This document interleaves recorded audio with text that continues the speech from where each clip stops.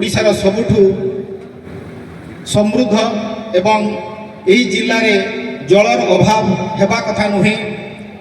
दूरदृष्टि अभाव विगत दिन में जो नेता माने जो प्रशासक माने जिले में काम कर दूरदृष्टि अभाव फल जिले में आमर जो अधिकार रही जल संबंधी आम समस्ते वंचित होती।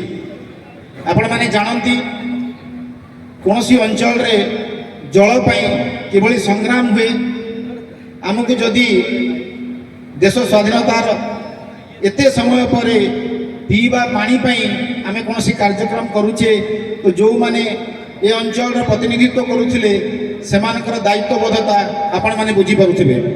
मु केवल सम्यक भाव में दुई तीन कथा आपण पाखे उपस्थापन करने को चाहिए। जिलापाल महोदय कहते पाखापाखि 300 गाँ को आम जल जोगेदेबू प्राय पाखापाखि 1200 गाँ रु 300 गाँ को जोगेदेवे। आपण मैंने शुणी आश्चर्य हे।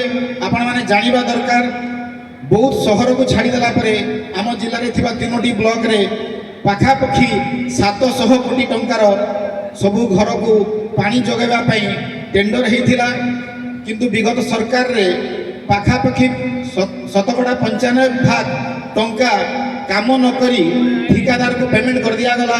फलस्वरूप जिते ठिकादार पैसा पाईगला से जिले में काम कला नहीं।